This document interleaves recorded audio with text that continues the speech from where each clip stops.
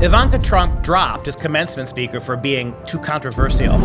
If only she had killed a cop or attempted to bomb the Pentagon, she'd be in high demand on the commencement circuit. I'm Dr. Duke, she's Katie, and this is The Dr. Duke Show.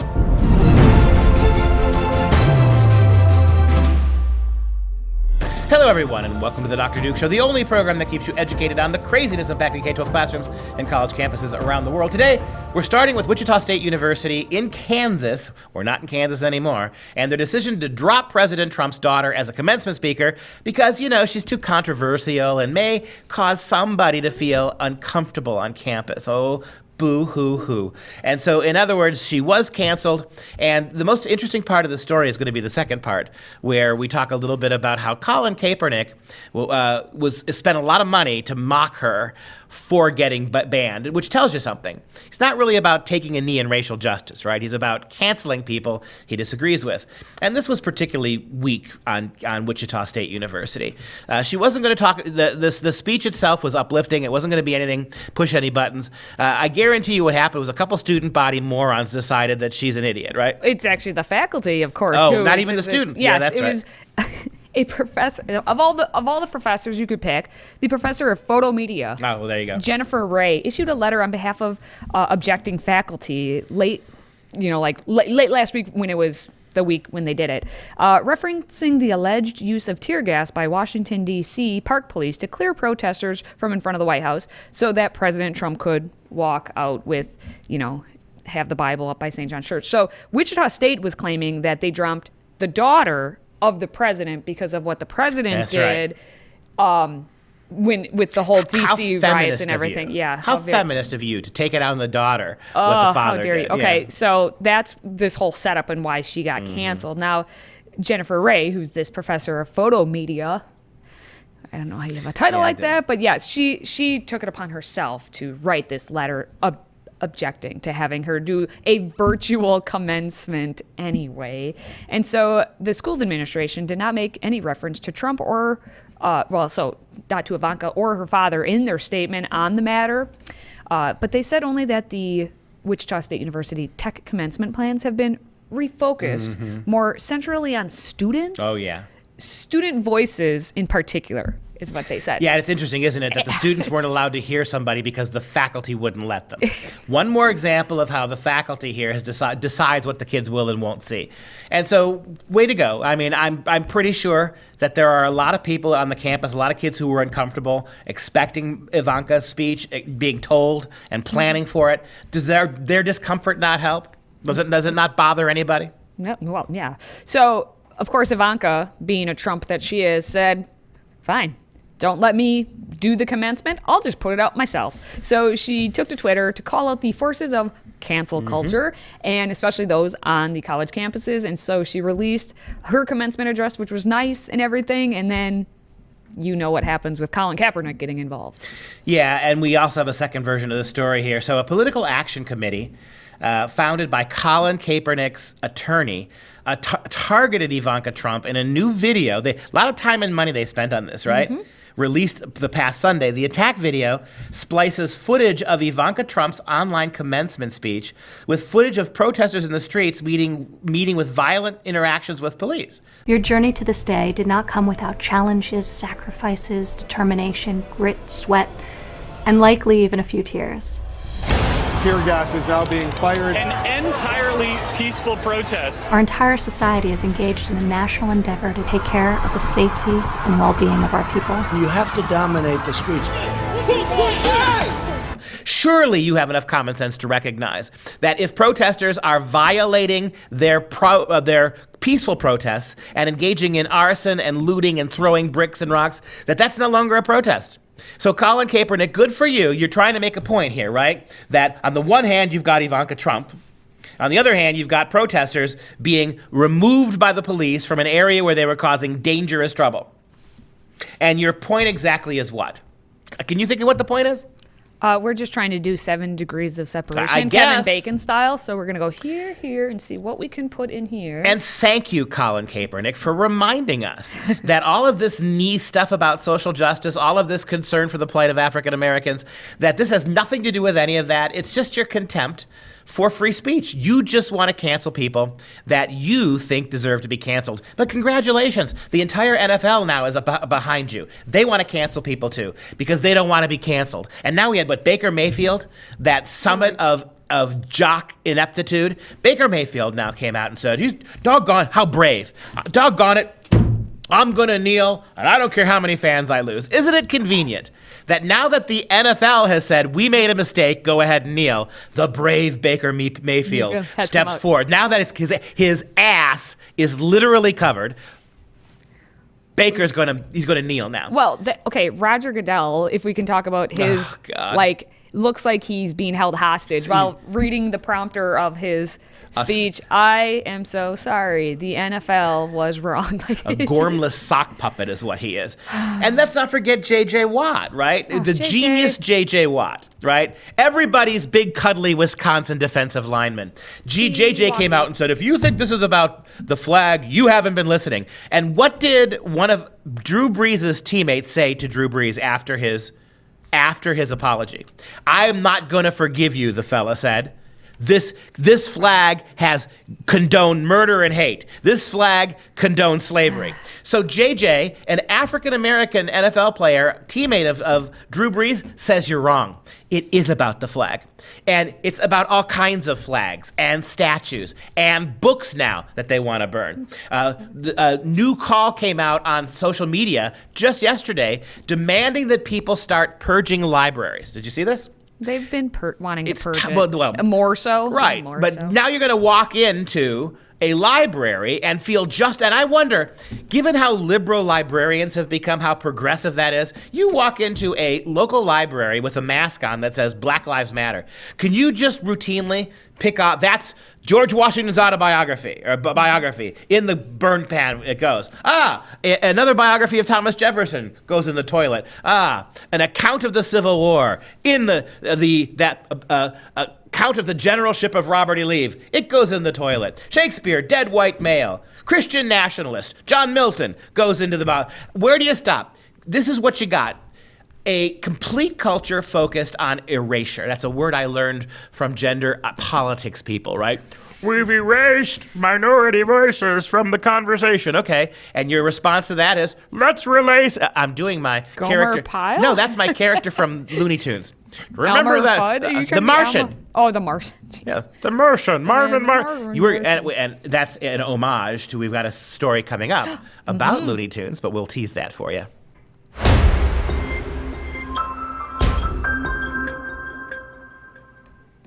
Missouri cannot get out of the news today. The University of Missouri wants to get rid of TJ. And by TJ, I mean the Thomas Jefferson. Students are demanding that the statue of TJ be removed from the quad because we all know that Thomas Jefferson did absolutely nothing but be a slave owner. That's the only thing he ever did for anything, and why would he get to have a statue in the quad?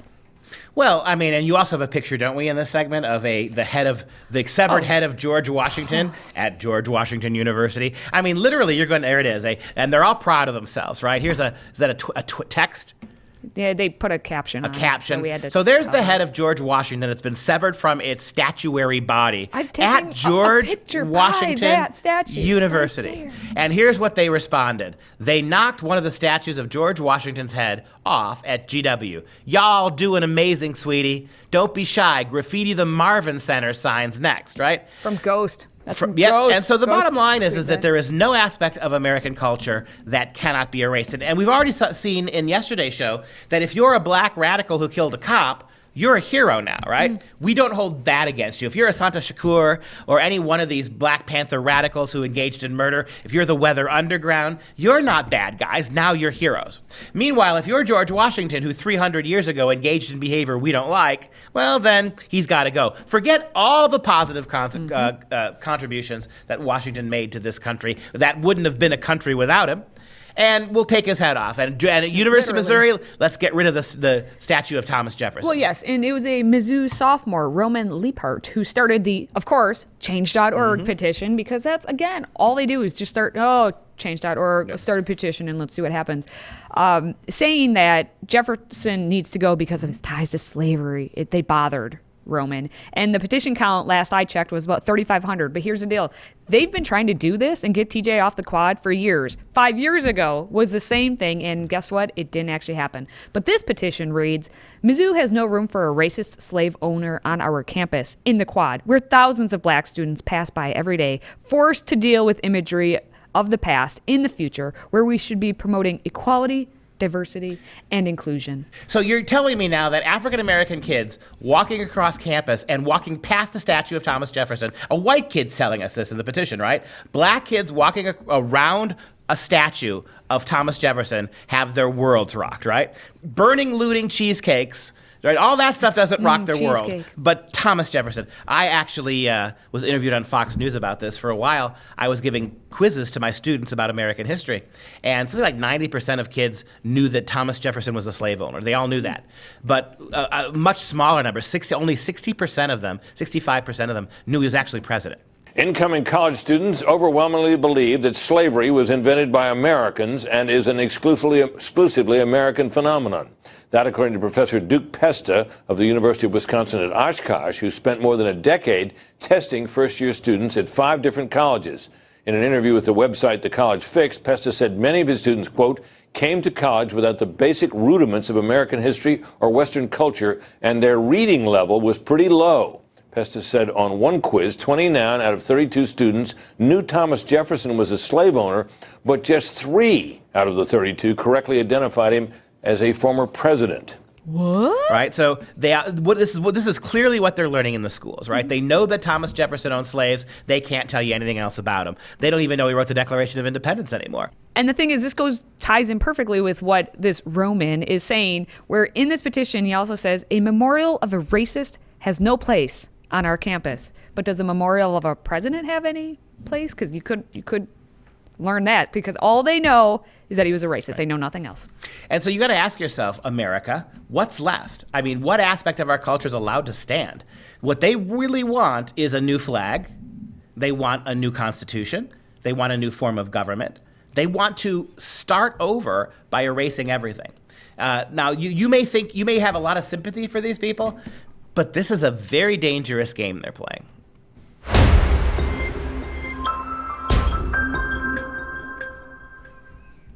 Shh. Be very quiet. I'm hunting rabbits. Not no more. So apparently, poor Elmer Fudd cannot hunt any of his rabbits no more because Looney Tunes, which is being rebooted, won't allow Elmer Fudd or his friend Yosemite Sam to have their guns. So what exactly is Yosemite Sam now that he can't have guns? He can't probably point his fingers either. He's going to go like this. A number of years ago, I think it was Jonah Goldberg at the National Review, when he was at the National Review, wrote an interesting article. It was called Let Cookie Monster Be Cookie Monster. This was before the race riots. This was probably 10 years ago, when they were coming after Cookie Monster because he was a bad example for kids. They wanted to change his name from Cookie Monster to Sometimes It's Okay to Have a Cookie Monster. That's literally, such a long name. Yeah, the fat police, the Michelle Obama. I was going to say Obama did this? Yeah, that was before. I think it may have even been before Michelle Obama. They were coming after the idea that he's a bad role model, right? And he's blue? Right. Does that have something to do with it? And the article, if I remember, it was you can't existentially change what he is. He is the Cookie Monster. If you don't like the character, ban him. But to turn him into something else it really is existentially unfair. And I think that's the same thing here. Elmer Fudd is a hunter. He's never seen as anything else. His entire premise is that he's a hunter. Yosemite Sam is a caricature of an Old West, guns blazing kind of pioneer, a 49er, right? He's got his guns with him. If you want to get rid of them, get rid of them. I don't understand why you have to. It is a testament to me of how little faith they have in their own ability to create. Because I remember watching Looney Tunes as a kid. It was advanced. Everything I know about opera, I learned from the Looney Tunes. I mean, they had sophisticated references to what was going on in World War II. They had sophisticated references to Hollywood. I remember Clark Gable and Peter Lorre were represented in those films, in those cartoons. They were really, they were something that little kids could watch and laugh at. and they were something that adults could literally expand their minds on. And there are no cartoons now that do this. So they've decided to go resurrect the franchise, but not to let it be what it was. We can't create woke cartoons that people want to see. So let's recall and bring back those really cool cartoons everybody watched, but then strip from them everything that made them watchable. This is how pathetic and empty Hollywood has become. This is exactly what's happening. And so they've announced that Elmer Fudd, who he has his rifle or his shotgun, it's Elmer Fudd. He's now going to have a scythe. How would Elmer Fudd? A scythe, right? Yeah. So he's got a big blade. Now instead of Elmer Fudd, I cannot picture him with that because it's Elmo Fudd. Well, they're trying to turn him into a farmer, right? And a scythe theoretically is, but of course it's something that you can use to cut the head off rabbits too. You think of Grim Reaper, right? Right, exactly. That's so. And I'm like, if I'm a Muslim, right, and all of the way my community is being branded with knife killings in England, I'd be very concerned about this. This seems like it's anti-Muslim bias, right? And the other thing about Elmer Fudd. Well, are you going to get rid of the way he talks? Wabbits. I mean, aren't you mocking people with speech impediments? Of course you are, right? And then you look at all the characters on that show. Well, they're claiming that the other characters are going to be okay, and they're going to have many of the antics. By the way, this is on HBO Max. HBO. It's not like they're trying to put it on PBS. Right. So in other words, would think HBO would be like, okay, Game of Thrones, anyone? You'd think they'd go the other way, right? And they make X-rated versions of the cartoons, right? Exactly. You'd have Bugs Bunny. Never mind. I'm not going down there. Exactly. But they are going to have the usual antics of the Looney Tunes, including the sticks of dynamite, the intricate booby traps, the anvils, and the bank safes dropped on unsuspecting heads. But you can't have a gun. Fudd. Yep, and there's so many politically incorrect things about those stories that you're going to have to get rid of.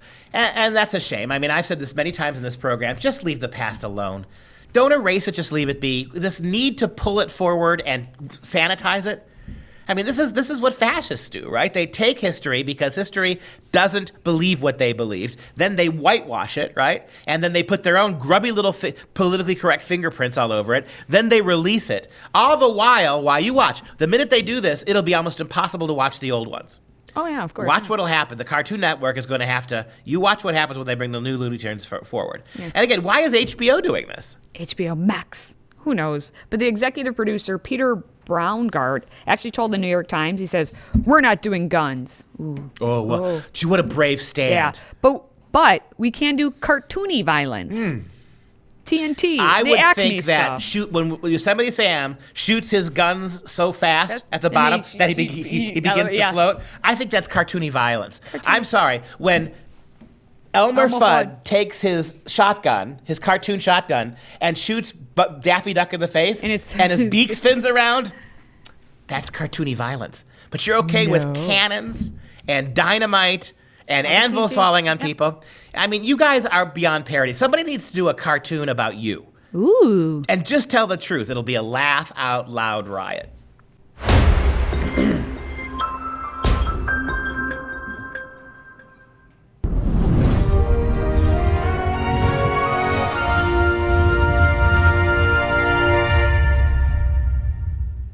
Let us take some time for real education. In 1937, Pablo Picasso painted in oil on canvas his monumental Guernica, a work of art considered by critics to be one of the most moving and powerful anti-war paintings in history. The gray, black, and white painting is 11 feet, 5 inches tall, and 25 feet, 6 inches across, and it depicts the suffering of people and animals wrought by violence and chaos. Picasso painted Guernica in response to the bombing of Guernica, a Basque country town in northern Spain, by Nazi Germany and fascist Italy at the request of the Spanish nationalists. The painting became famous worldwide and helped bring attention to the Spanish Civil War. It's currently exhibited in the Museo Reina Sofia in Madrid. Yeah, this is one of the great works of the 20th century, and it is a stinging indictment of genocide, civil war. It was actually also... when it was painted in 1937, it was really one of those works of art that began to crystallize opposition to Hitler. It took place in Spain. Spain had a legendary civil war. And the General Franco actually didn't have the military resources to completely defeat the enemy, the other side of the Civil War. So he actually turned to the fascists. He actually invited the Nazis and the Italian fascists to do his work for him, to bring bombers and to sort of just pummel the opposition, the other side of the Spanish Civil War. And it was pretty horrifying. And as a good patriot, Picasso was outraged by this. And he created this really large mural in black and white, just stark, black, white, grays.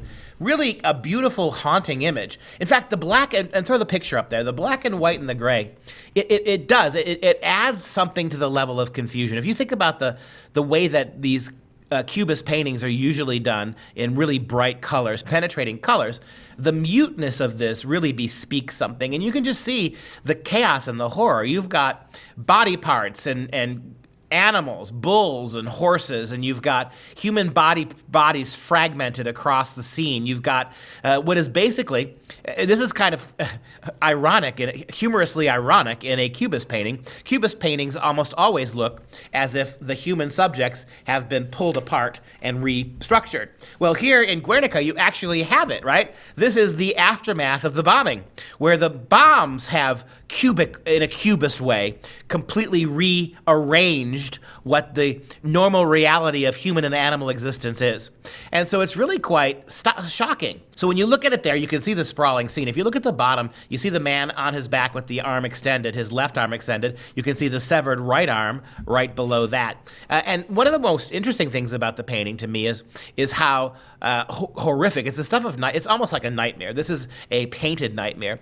And look at the suffering of the horse there in the middle, the face of the horse, and you begin to see just how powerless human beings are. And it's also a condemnation, by the way, of mechanized war. You may recall that in 1937, the Wehrmacht had been built, and you now has never been really tried out yet, right? You have lightning war, right? You have blitzkrieg. And the bombing of Spain was much needed practice for the Nazi war machine to be able to do this. So when General Franco actually betrayed his country in the midst of civil war to invite the Nazis in, this was one of those things that really began to clarify in the West. There were a lot of Nazi sympathizers in the West, including members of the royal family and people like Henry Ford and Charles Lindbergh, who were very sympathetic to what the Nazis had been doing in the early part of the 1930s, mid-1930s. This really put a face on that. And it's too bad more of the West didn't pay attention to what Picasso was trying to say, because here he is quite prophetic, right? If you think of this as not just individual people and animals, but look at this, that the genocides, the horrors of mechanized war would unleash. In 2 years, within 2 years of painting this, you have the invasion of Poland, and ironically, the Nazi war machine, the Blitzkrieg, went up against Polish soldiers on horseback. And so in 2 short years, you would begin to see this pastiche of genocide, murder, and mechanized weaponry. You'll begin to see it play out in real time. It's too bad the world wasn't completely ready at the time to recognize the full prophetic implications of what Picasso was doing.